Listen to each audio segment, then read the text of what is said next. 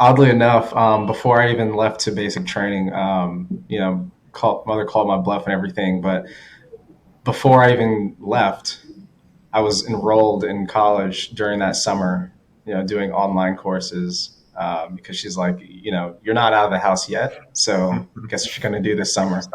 You're going to start college. So Hi, I'm Patrick Brennan. And I'm Daniel Bell. This is AfterSOF. Today we had on Zach Venning, who is a 10-year Army veteran serving in psychological operations.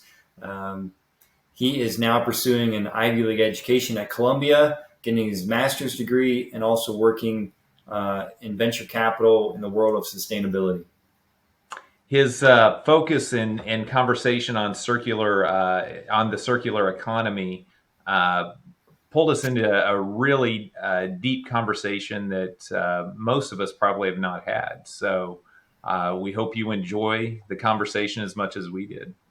Yeah, enjoy.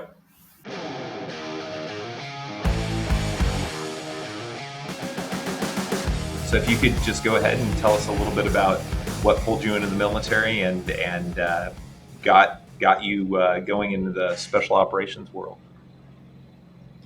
yeah, absolutely.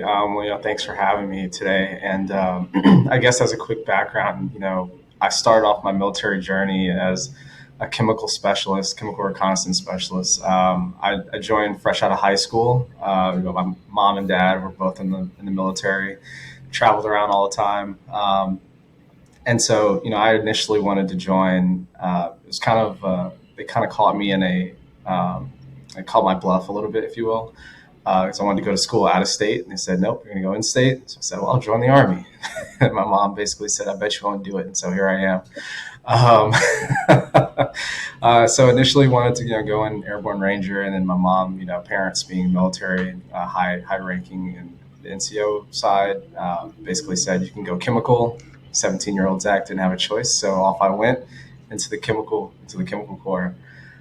So fast forward a little bit, went to first duty station was Germany, and then I realized I needed something that was a little more impactful. It was fun, loved Germany.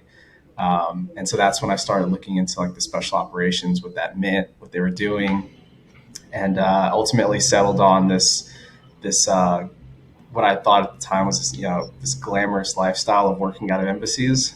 So that initially just drove me into psychological operations, and so from there, went through that whole process of selection, the pipeline. I learned Indonesian. I asked for Russian and French, and I got Indonesian.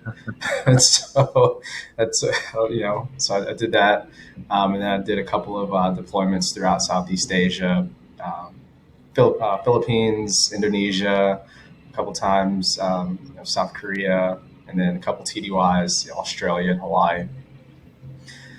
And so that was pretty much the gist of that one. But it was definitely a good time. It was a blast. Yeah. Yeah. What years was that? When did you come in? What year? Yeah. So yeah, I joined in 2010, and then I think made the switch over into PSYOP around 2013. I want to say, and and then I finally transitioned out in 2020. So it was a solid 10 years Good decade. Yeah. through and through. Yep. Solid decade. Yeah. Lots of ups and downs in betweens. Tore my ACL halfway through the pipeline. Pretty much had to keep on going through that. Torn ACL and then got it repaired. But yeah, that was a blast. And that's a lot of experience. And when we stop and we think about that decade that you were in, we were at war that whole time. There was no, like, you were in the war. Um, I Patrick joined during the war, but for some of us who were before the war started, it's a completely different experience, and I'm sure that had a lot of influence on the way that you view things right now. Yeah, absolutely. And I think, it's funny how things kind of work out, right? Like when I first joined, and my first duty station was to be assigned was first Cav at Fort Hood, right? Then With it. those were changed. Yeah, Fort Hood. Then those were changed because I went to this chemical reconnaissance school following AIT, and they said, "Well, now you're going to go to Germany." And I was like, "All right, well, I was looking forward to Texas, but okay, off I go." So I get to Germany, and they say, "Well, get ready because you're going to Syria." And I'm like, "Okay." Never happens. So all right, I guess I got to go to special operations for something to happen, right?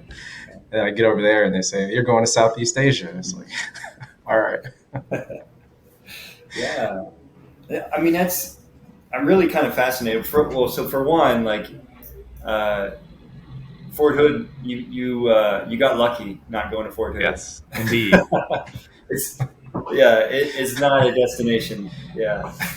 I've You got heard lucky that. in that. Yeah. You got to count your blessings to you made it to Germany. Uh, but chemical reconnaissance, like that seems it was kind of fascinating. I've never heard of that before. So, like, what was that? Yeah. Yeah. So, I mean, initially you're thinking about like the chemical core, right? You think, donning the pro mask and all that good stuff, right? But take it a layer deeper and you get into like chemical reconnaissance. So you've got the Fox vehicles. I forgot the actual nomenclature for it, but those are from the Germans actually with swim capabilities. And basically, it tests your environment for chemicals, right? So you go out. The idea of it is to go out and to test chemicals as you're going ahead of forward advancing troops, right? That's the theory behind it. Mm-hmm.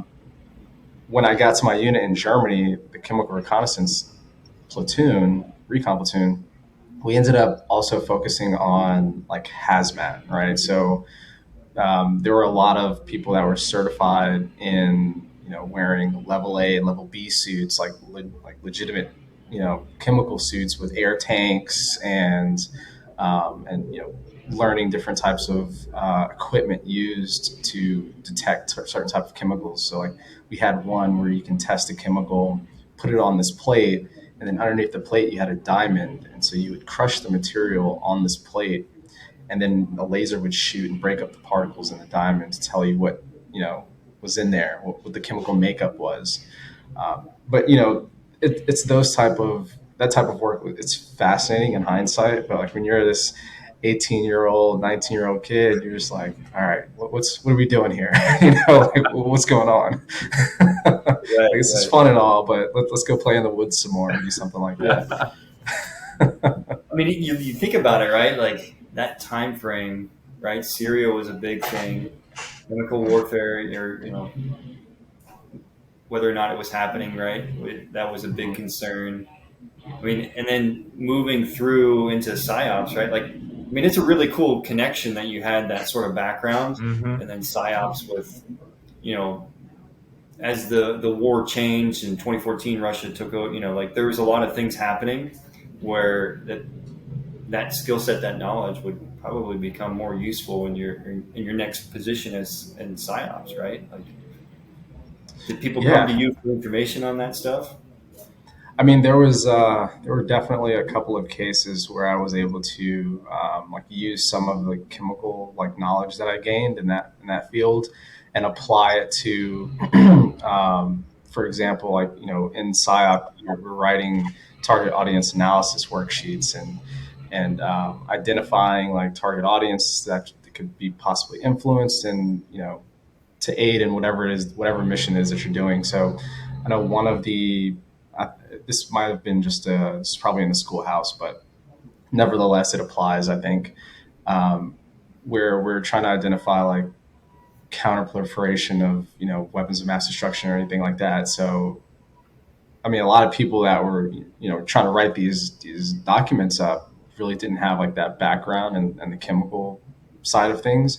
So being able to say, okay, I can save us a couple hours of research here and just tell you like these are the things that would be important to know about. And then we also were able to do it in Korea when we were working.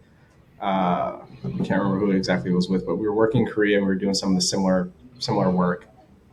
And I was able to also apply that same knowledge to writing those documents, the target audience analysis worksheet, and the programs that we were going to run. And I mean, it was recognized just based off the fact that I was able to use some of my chemical background to, really advance the thought process in this. Yeah. I mean, that's what I love about special operations, right? Is like it's important to have diverse backgrounds and diverse levels of experience, right? Because you can train on the special operations tactics and topics, right? But it's all the other stuff that people bring to the table from the team that can really make or break a situation. And it's just really fascinating that your pathway. I Yeah. think that's really cool. So, talking about your pathway, as you're walking through this, your parents are, service members. Maybe are both of them retired at the time you were in the military, or were they still in as well? Yeah, so they're both retired. They actually work in well, at the time that I joined, they were both working in JROTC Okay. in Atlanta. So yeah, retired but one foot in, right? Yeah, so they're giving you some guidance, whether you like it or not. But you've got that Oh yeah. parental guidance that's there. As far as mentors outside of your family, because you that influence can't be put to the side. It's pretty important. But did you have someone that helped guide you through some of the decisions? Going from chemical over to the psyops or anything like that. I think a lot of it was primarily just discussing it like with some of the other senior members that were in my platoon at the time in Germany. Because truth be told, it was one thing to see your son go off to join the military, right? Hmm. And then having been a first sergeant, both of them during like the height of the war, right? Like it's one thing to see that. It's a whole nother thing to be on the phone and hear your child say that they're going to go into special operations now, Hmm. right? Like now there's a whole nother conversation to be had. So although supportive, right? Maybe it was more so encouraged on like the outside influences, like from very close friends of mine that I still keep in contact with to this day that I was serving with in Germany. But yeah, I do want to say like parents were very supportive and everything, but it's definitely a different conversation to be had on both sides. And For you sure. said in our conversation previous to this podcast, you had said that you started pretty much immediately into college. So did that have an influence on anything that you did, and how did that kind of play a role in the development of what you do today? Yeah, so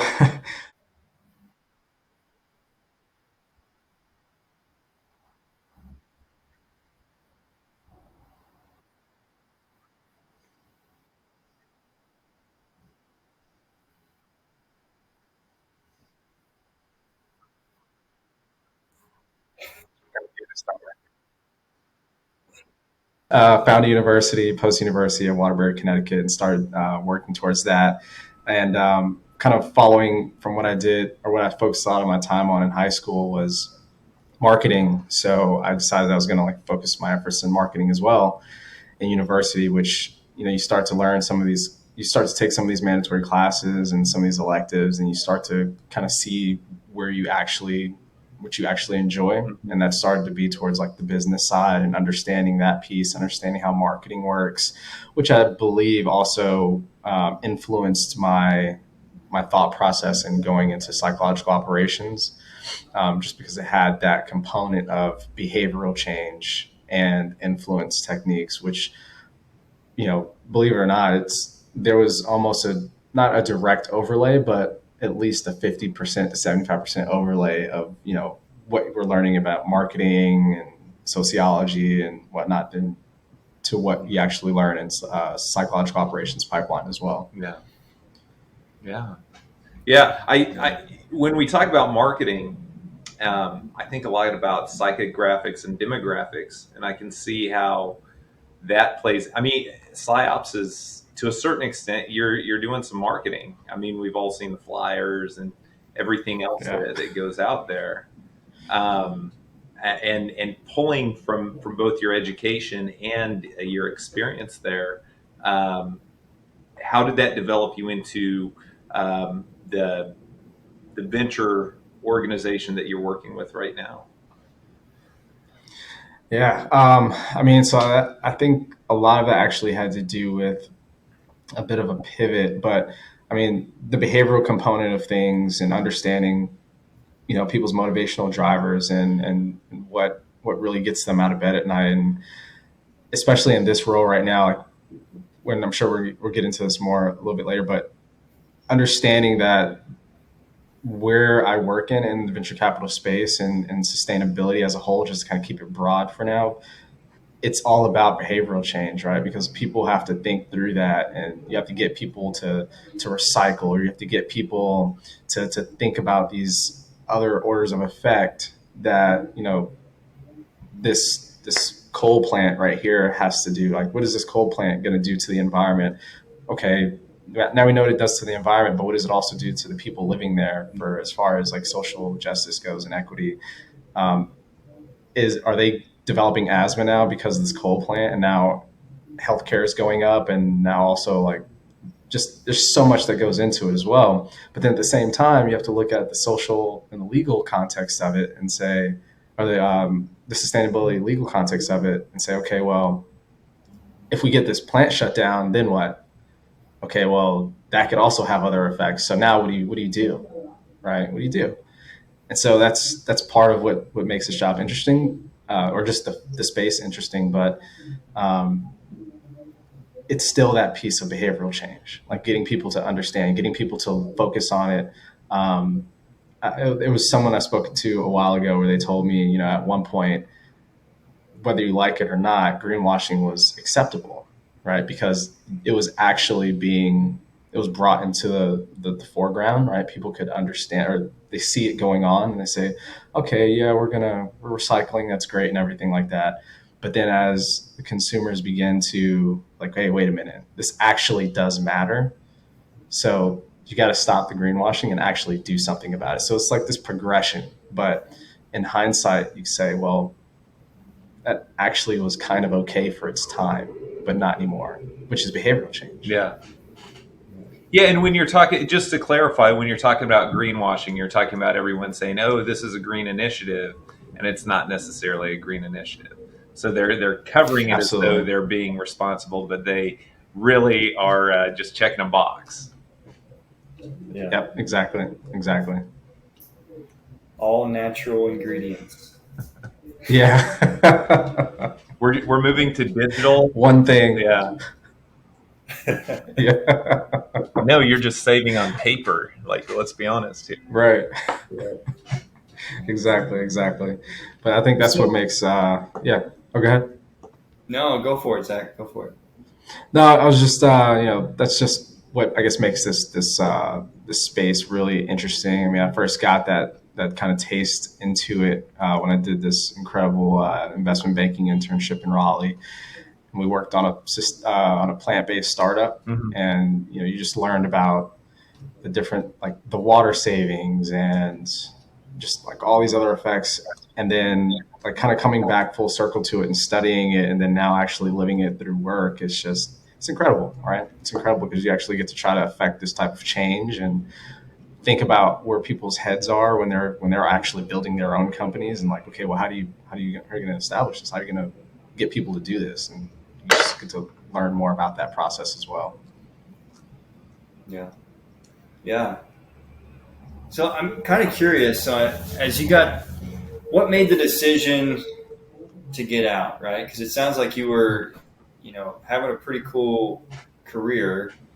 TDY Australia. I mean, those are some pretty fun areas to be, right? So you're approaching 10 years, and you're like, What was that process like for you? Yeah. So, I mean, I really would back it up to like year 8 of the 10, because I started doing like all of my networking and travel and all that stuff to make the transition in year 8. And so the main catalyst, I think, was that like over the years of doing a lot of those TDYs and wearing suits in a lot of these locations, right? You kind of get a little glimpse into some of the world of the business folks that you meet and talk to, and like what they're thinking about, how they work, how they operate. And you know, it's attractive, right? Because you get to live that a little while, and then when it's time to go home, then now you're jumping out of planes, and it takes a toll on your body. But then also, I was just in this mindset where I had newborn when I went to Indonesia, and I left like 2 weeks after he was born. I mean, some people, they don't even get to see their kids born in our previous lives. So I mean, that was a blessing for me to at least be there. Um, but it still takes its toll on you at some point. And that's like when I really decided, okay, I was going to go get this business school degree while I was still in. If I time it correctly, then I'll be able to finish in the same year that I can transition out. And between those 2 years of business school, I can also do the networking and all that stuff. That way, at year 9, beginning of year 10, I have a good idea of what that transition will look like, if it's feasible, if I have to extend, like what's next. But yeah, I mean, most of it just came through being in business school, listening to people's paths to graduation, what they were going to do afterwards, but then also people that I met in these different countries, what they were up to. And I mean, I've met people that were from France that were doing, wine distribution. I was like, that's fascinating. Like how did you end up in Jakarta doing wine distribution from France? Like this is interesting stuff, right? And then you meet like one of the people we worked with, one of the companies we worked with in Indonesia. They worked a lot with like the Wild Boys and stuff. So like that was cool too, right? You got to work with these guys and talk to them, and it was just really fascinating stuff. So I just became enamored with business and this different lifestyle, because I've been in the Army since I graduated high school. But then depending on who I talk to, I'll just tell them I've been in the Army my whole life, right? Because essentially that's the lifestyle I had. Yeah. Right. That's crazy. So it really, like, the birth of your child was probably one of those moments where it's like, okay, I need to think a little farther ahead. Mm-hmm. And so did you live in Raleigh and you were commuting back to Bragg as you were towards the end of your career? Yep. So I mean, I had a pretty solid command where they were they allowed me a lot of flexibility to do my internship, and on days that I wasn't at the internship, I commuted from Raleigh, a little south of Raleigh, Fuquay Varina, to Fort Bragg, hour door to door, both ways. Yeah. So, but yeah, it was. I mean, I was fortunate enough to have that command as well, where, speaking to the internship, nobody really knew at that time like what SkillBridge was, or the DoDI, the J-Test AI. I forgot the name of the doctrine, but nobody really knew exactly what it was at the time. And so once I honestly forgot how I found out about it. But once I did, I said, this sounds incredible. It also sounds too good to be true. Right? You're going to let me go for 6 months to just focus on an internship? Okay. I'm enlisted, never going to happen. Right. But, I took the time and read through the doctrine and everything, and whipped up the paperwork, had to sit through multiple discussions and meetings to explain like what it was and what it does and who the governing body is to allow me to do it. And so basically I just need your signature, sir. So, but I think it also kind of goes to having a solid rapport, with your command team. And one of the things I love so much about the SOF world is that it was relatively flat in the companies. Mm-hmm. Right, where you can just kind of go and knock on your commander's door, like, hey, look, sir, I'm doing XYZ.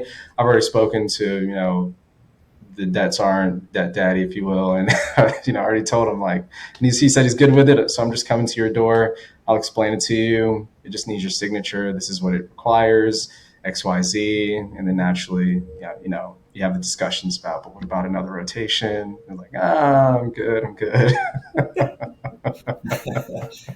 They try to get your signature, right? Yeah, exactly.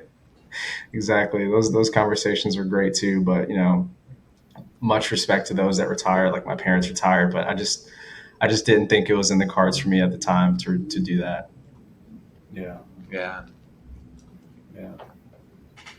So I mean, I guess that kind of brings us to as you made this transition, um, education, Hmm. and what you're doing right now.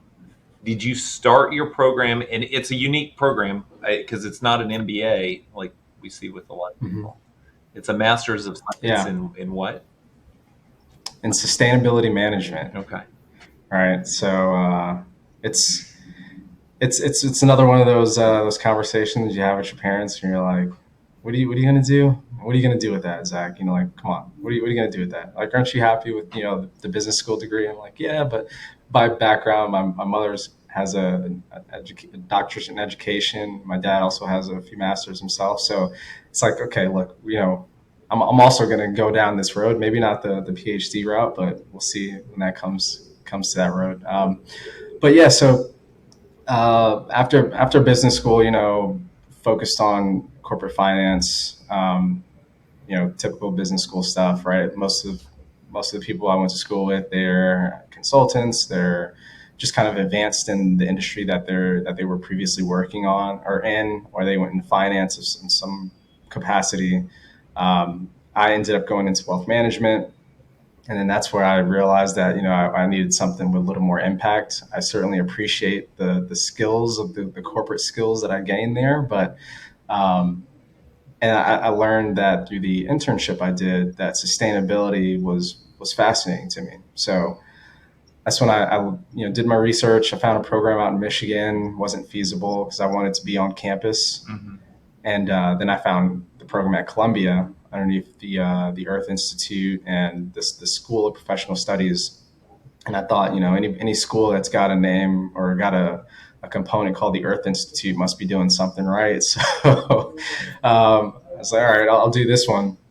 So I applied, 2 weeks before the deadline, just kind of giving it a shot. It's like, it's Columbia, we'll see. And got in. And I can truly say it's been an incredible experience. I'm only in semester 3 now, but it feels so impactful, like so much, so impactful. It's great. I love it. I mean, you cover everything from environmental policy and legal context to you have the ability to cross register into different courses, and you learn sustainable architecture if you like. You can focus on waste management, wastewater treatment. They just started an EV course to learn the ins and outs of EVs and battery recycling, and it's like a choose your own adventure for making the world sustainable, right? Right. I think that's really interesting with, your story in particular, but when we look at this in soft guys in general, right? Sort of kind of looking for an adventure all the time, right? Whether that Yeah. be adrenaline fueled or just travel different destinations, right? You can't really sit still. A lot of guys go through soft are not good at sitting still in one place or one location. And we tend to have this sort of mindset in this society of like, well, pick one thing and do that forever, right? Like just pick that career or your second career and you'll do that for 20 years and then you can retire, right?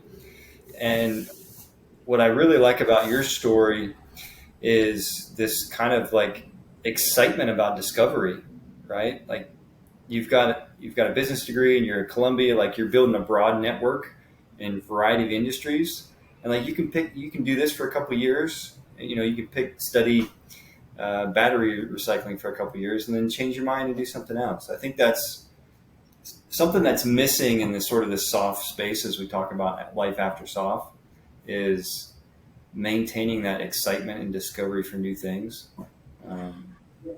So I really like that, man. I kind of want a tangent, but yeah, I really like what you got going on, man.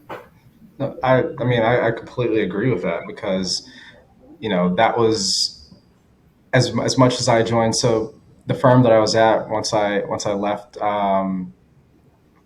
army, it was I came in as junior staff, right? Which I think is something in and of itself that a lot of us have to kind of overcome at some points, because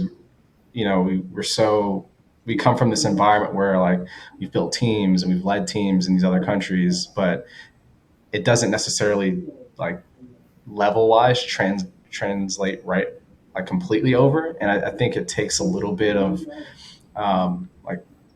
onus on ourselves to kind of understand that piece. Like just because I did all of this and I was able to engage with various stakeholders and have like meaningful discussions on nonviolent counterterrorism doesn't mean that I'm a great wealth manager or like, you know what I mean? Like, so it took some, it's like, okay, I don't mind coming in at a junior level because I want to learn the ins and outs of this and then I want to grow, right?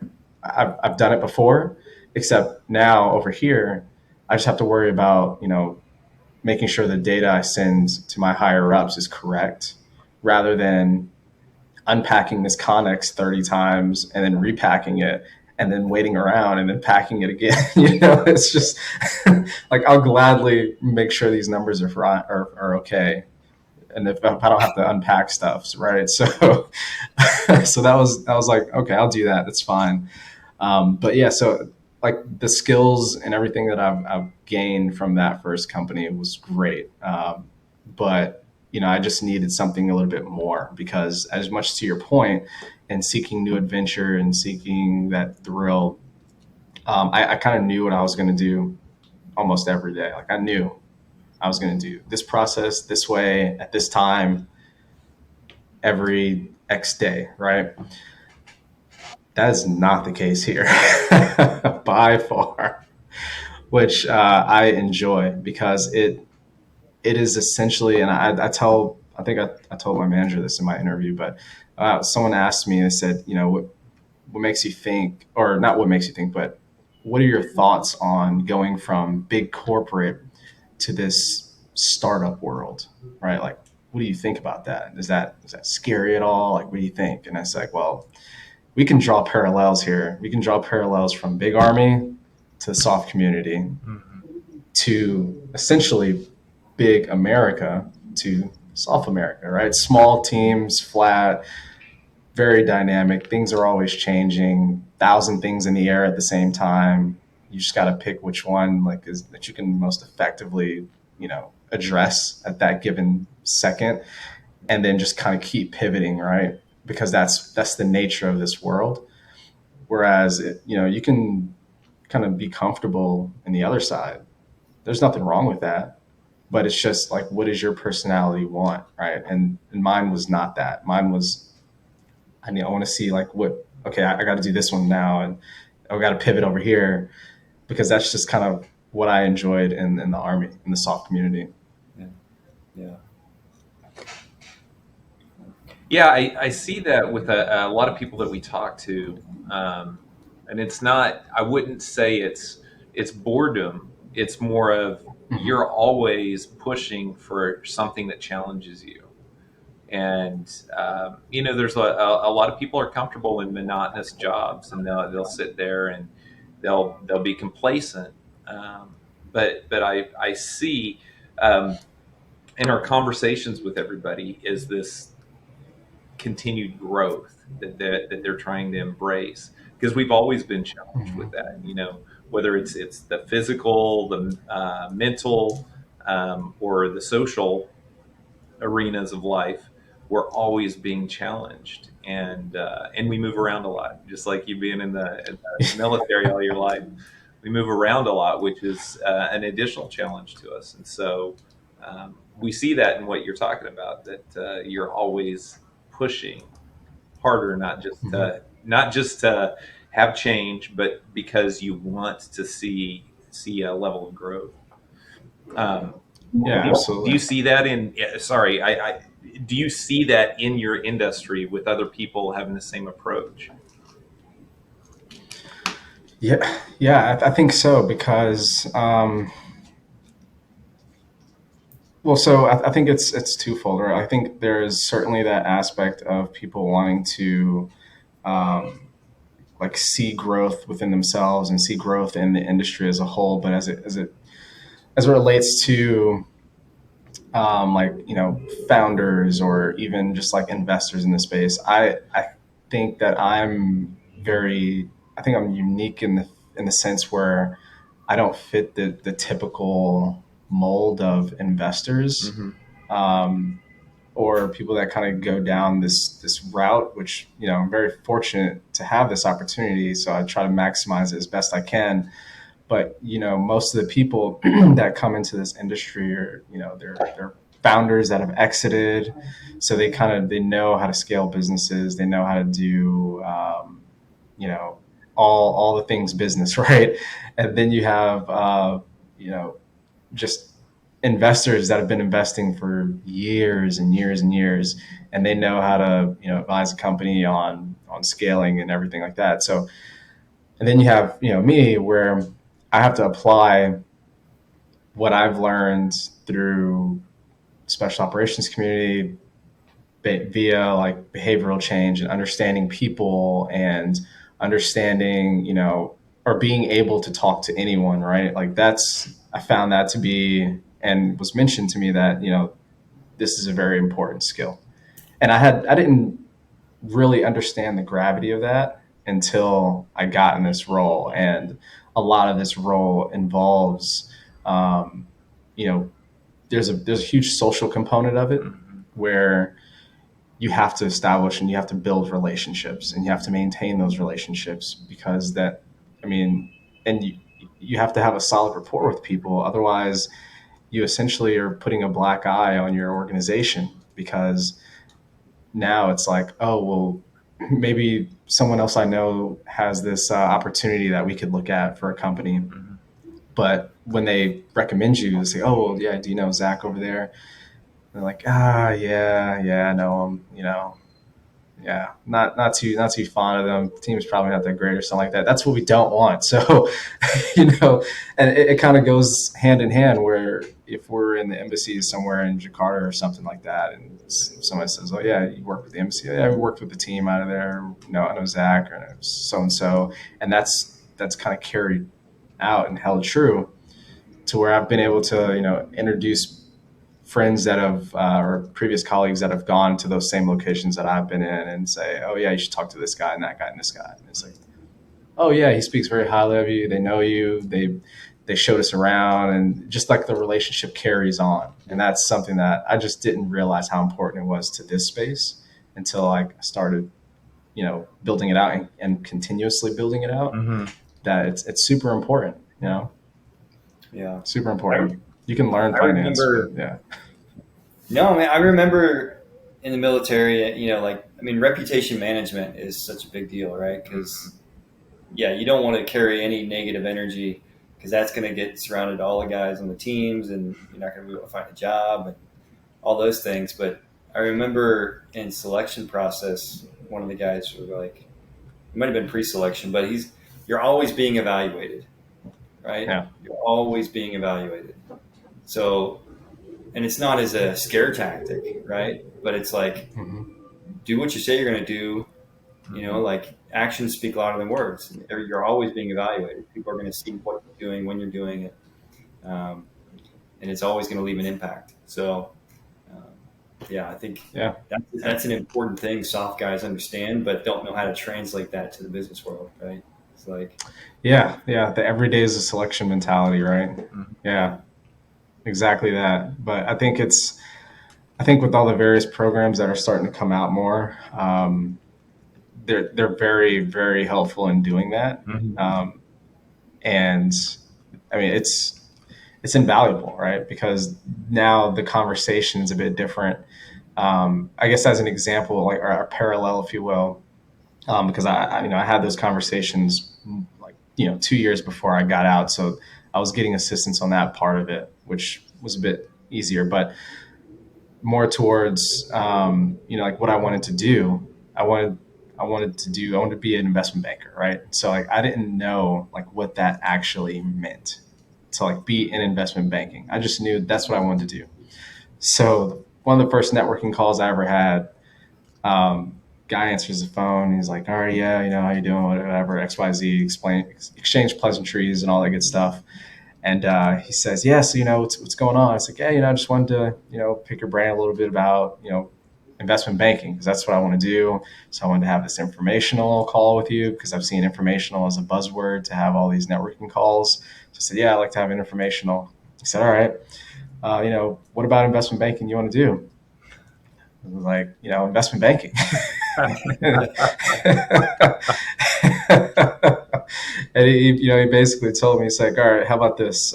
Go figure out what investment banking entails and then give me a call back. So it's like, all right, fair enough, right? So did that, and then also waited a couple semesters into business school, and the dynamics of the conversation were completely different.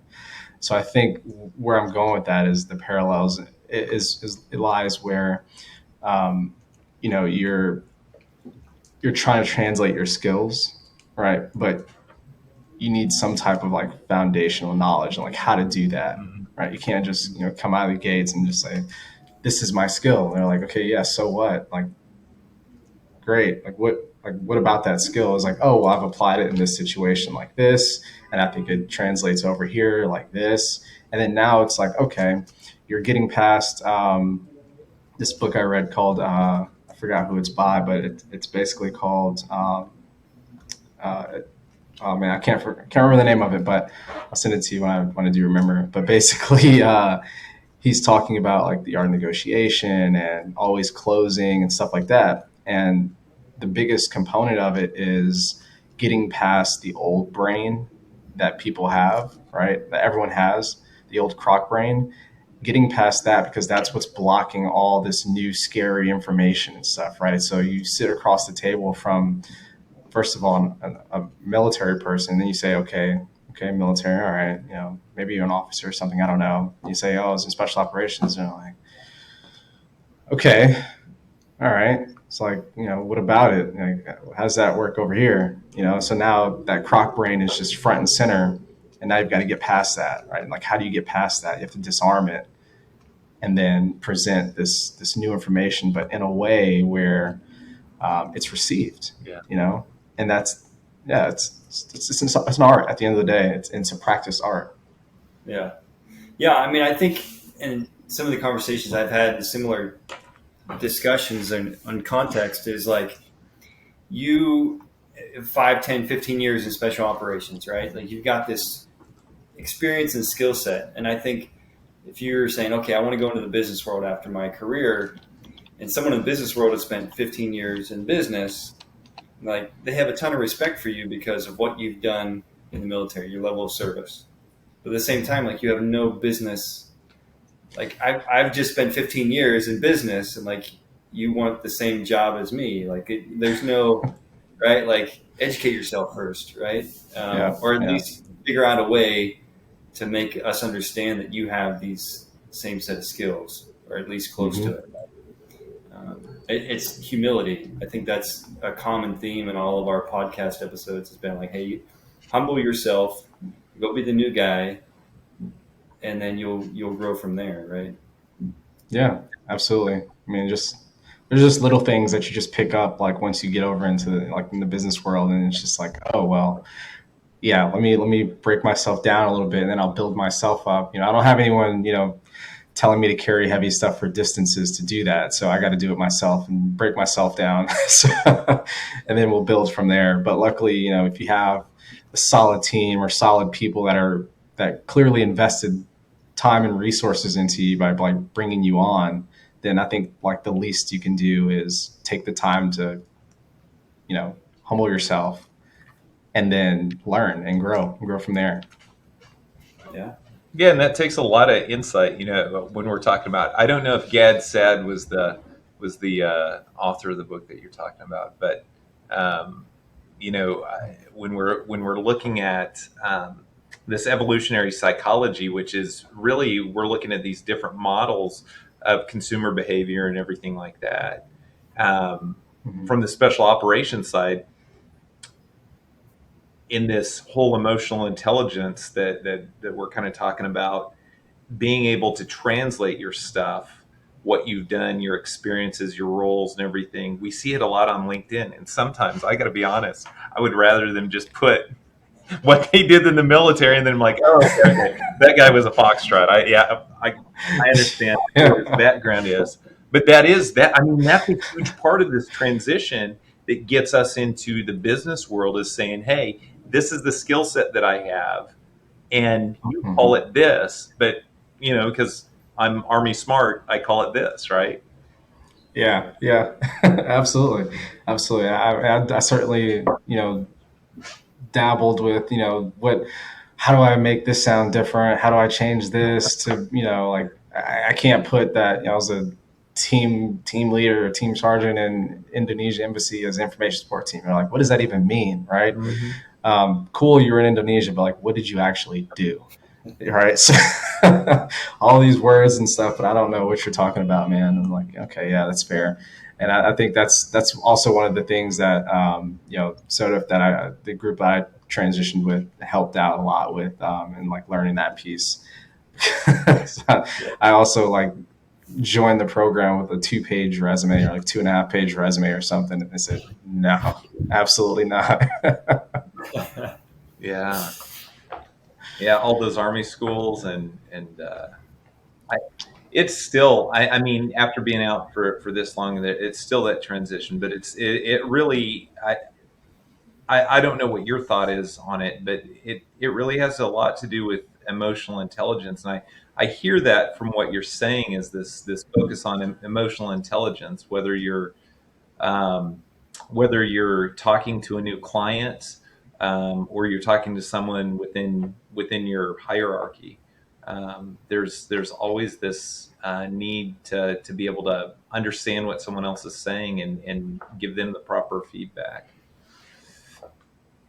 Yeah, absolutely. Absolutely. I mean, you can talk to people all you want, but if you can't, find some type of commonality of any type, then the conversation just kind of dies, and you're lingering in the hallways, just kind of staring at each other with a cup of coffee in your hand, just like, all right, what's my out here? Do I have to use the bathroom? Like, do I need to get some water? Do I need a refill? Like, what's my out? But you find those commonalities, and you're just able to talk to people. And just build these genuine connections, which are just extremely valuable. I mean, we've learned how valuable they are in whatever application you use it for in the soft community, right? They're valuable, right? They get people out of trouble, or they help you out in the future. Same thing out here, right? You build this relationship with somebody, and they remember you. Maybe they're focused on, like, I guess, to use a real example, right? Like, maybe someone's focused on, auto parts, right? And they're looking at investments in that space, in the automobile industry. But they know that I'm looking at companies that are circular, like that address the circular economy. Well, maybe a company comes to them that addresses both, but it's just not going to fit their investment thesis or the way that they invest. So they say, "Hey, Zach, came across this automobile company. We're not going to invest in them, but they're circular as well. Like, you guys want to have a look?" Like, "Oh yeah, absolutely, right." And we might not have never came across that type of opportunity had we not just developed a decent rapport, a strong enough rapport to, with these other people in the space. Can you expand a little bit on that when you're talking about a circular economy? Can you expand on that just a little bit to give us a more precise understanding of what you're talking about? Yeah, absolutely. So, when we think about circularity, I think you have to kind of take a step back and think about, what the space is now, or what the environment we live in now is linear in nature, where it's you take resources, you make something, you use that thing, and then it goes to waste, right? So, like, I guess the most practical example of that is clothing, right? And fast fashion, and just how it goes to waste at the end of the day. Or, somebody just finds that new article of clothing or something and say, "Oh yeah, I want this," right? And that shirt that you just bought like 2 months ago or something is in the trash now. And so when we think about circularity, it's using that same example. Like, how does that shirt or how do the materials get back in the cycle, the life cycle, right? The circle of life, if you will.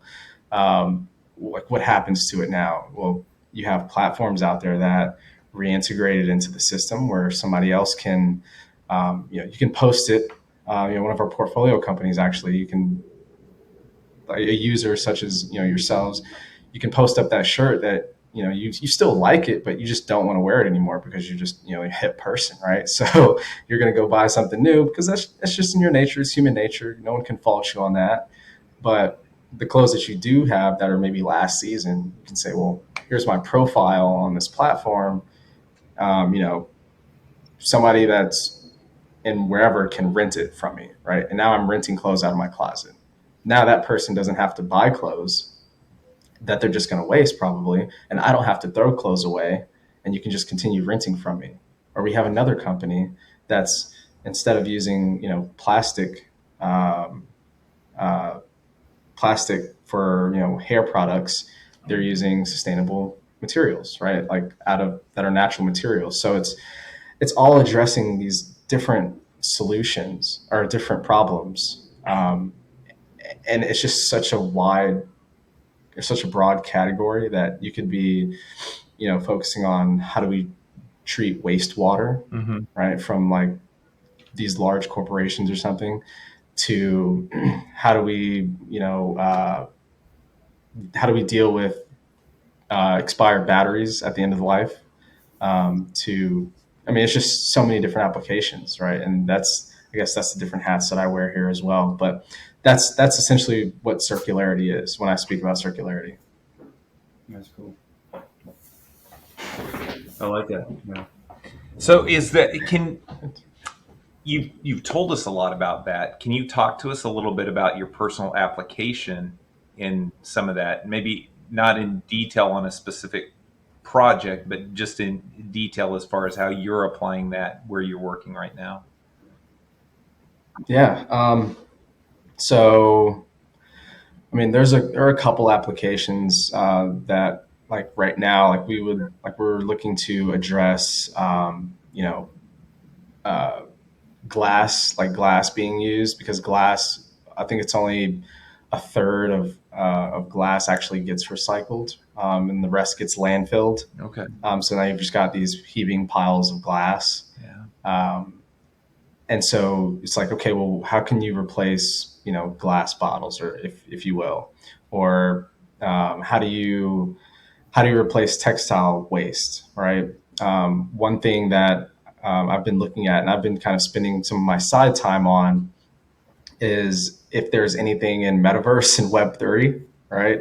Because it's just exploding, and people are going to be constantly looking at it. And regardless of your sentiment on it, people have their views on that space. Like, oh, do people hate their real lives this much that they go to Web3 or Meta? Like, I don't know, but look, I'm looking into it, and I find it interesting. So, one of the things that I'm trying to explore is if there's circularity in that space. And so, if you think about fashion, which is probably the easiest to identify, you're now reducing the amount of physical product that's in the environment, right? So now there's less waste, there's less landfill. So even, and it goes, we have fashion experts, so I'm speaking to this to the best of my knowledge, right? But even when you think about enabling solutions that like augmented reality, like I went to a pop-up downtown a couple weeks ago where they had like this augmented reality setup where you could go in, use your phone, use an app on your phone, and you can see how these articles of clothing fit you and how they moved on you, and you can walk around in this space with the camera on you, see how they flowed, see if you like the hoodie or not. And then they had some fun stuff like a robot suit and stuff, but some crazy stuff like that. But that just goes to show, like, people are thinking about how can you try clothes on without me actually putting all these materials out into the space? Mm-hmm. Or how can I get you to, as the manufacturer or the brand, like how can I get you to see how this choice of material will flow on your customers without actually sending you all of these materials that you're just going to throw away anyway, likely, right? Yeah. So it's just like different things like that, and that's something that's kind of getting me excited when I do have some free time. But then we're also looking at battery recycling, which is pretty cool and fascinating. But what's the timeline on that? Because you've got to figure out if, you know, well, I mean, it's not something necessarily about figuring out, but it's understanding the timeline on it, because you have different manufacturers of these EVs, for example, um, and the way they do their battery packs are all different, Mm-hmm. right? So you have to understand that the timeline to addressing the entire market might be longer, because you have to wait for them to address their own processes, and then you can address the end of life batteries that are just sitting on shelves in warehouses or whatever.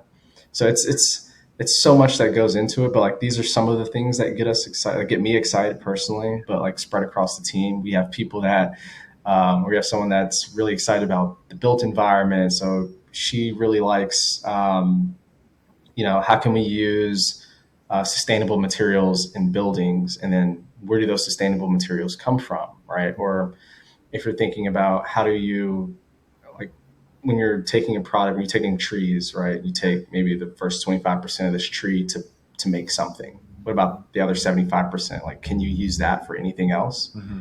There are applications for it, but it's just like some of the things that people think through that at the end of the day make you wonder, like, oh, that's such a, like, right there in my face problem that you could probably come up with some type of solution for.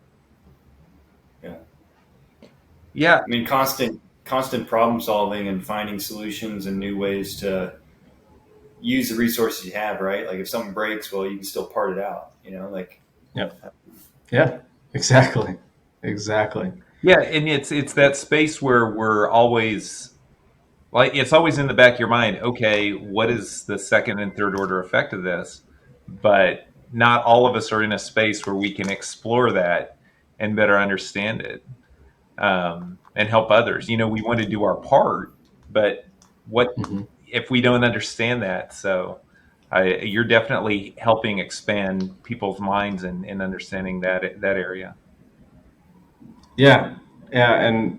And I certainly enjoy, the conversations that I get to have at, whether it's mixers or just running into people, I don't know, on a plane, on a train, wherever you will. When they're just, the conversation comes up, like, yeah, what are you up to?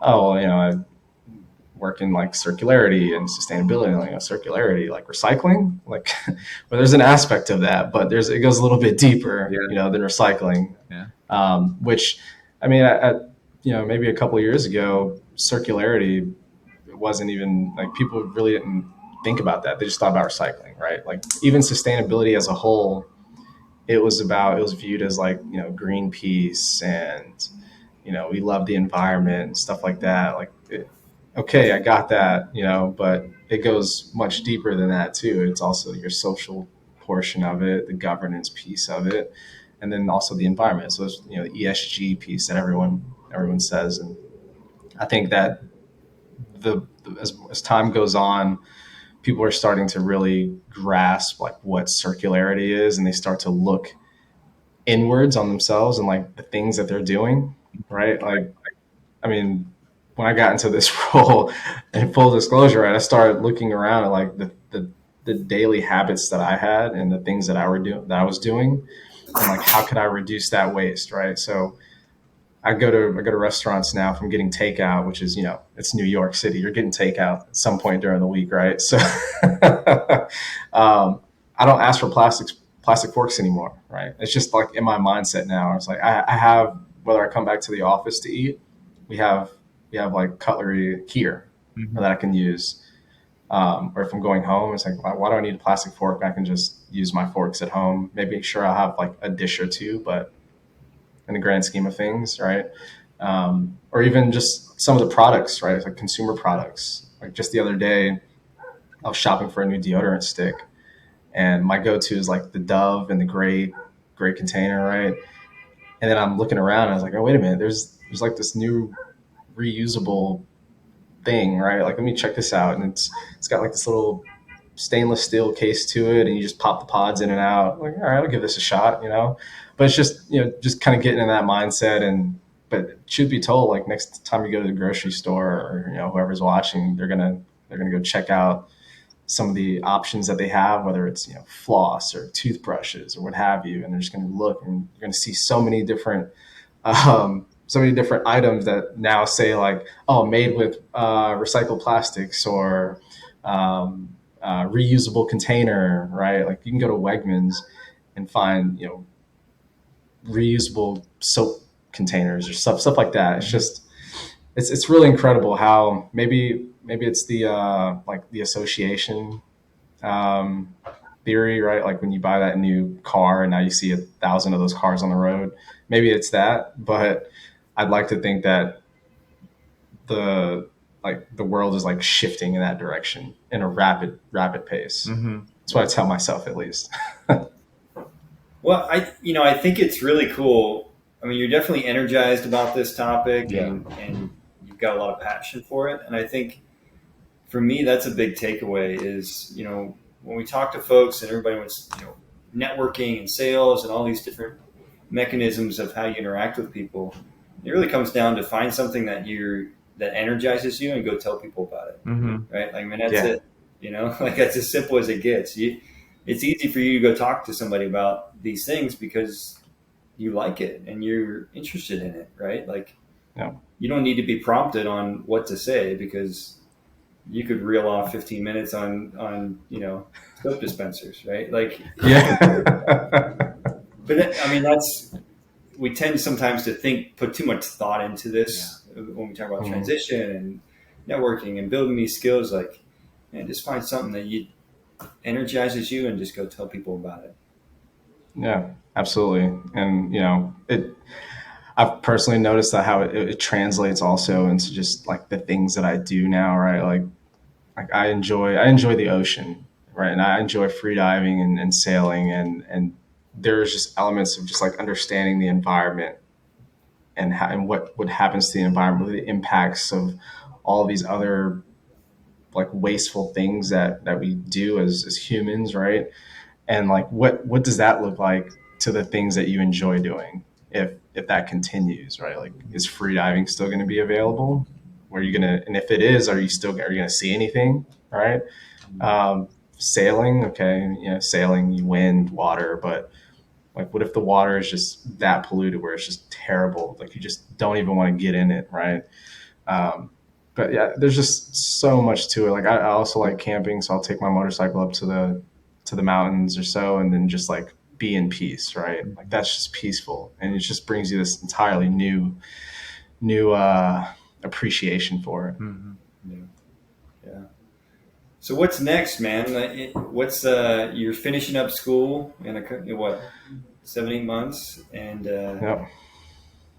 what's on the horizon? Yeah, I mean, I've been in this role for almost six months or so. So wrap up my degree at Columbia, finish that up, and then really just focus on growing to being a good investor, right? Primarily, but then also being I guess a shepherd of sustainability, if you will, and just really pushing that narrative forward and getting people to really understand what that means. Mm-hmm. But then also building out how I can help others, because that's also a really big piece of what keeps me going. I was gonna say there are some days where I just don't want to get up. That's not true. I love it every single morning. I get up to come to the office. I'm thrilled by it. I'm listening to whatever I can on the way down to just get ready for the day, because I know I'm gonna hear something that I haven't heard before. That's incredible. But I think what's next is like really just trying to grow as much as I can, and then spreading the word. That's really it, because at one point, I think sustainability will just be ingrained, but I think we have some ways to go to get there. But there's a lot of legislation that's helping accelerate that, and so it's a long way of saying like I'm just pushing forward where I'm at, growing in this space, and just learning as much as I can, trying to identify the new areas of sustainability or of circularity that is emerging, because it's just always something new, right? Always. Yeah. Cool. We're excited to watch this as well, and see you as you move forward. And I, this definitely brings a new perspective just from conservation and green energy to this circular um, environment. It's a new approach. I think I definitely learned more, and I feel like it's more of a community mindset rather than just like the individual. It doesn't feel like it's a forced thing. It feels like there's more of an invitation to be part of something. Hmm. Yeah.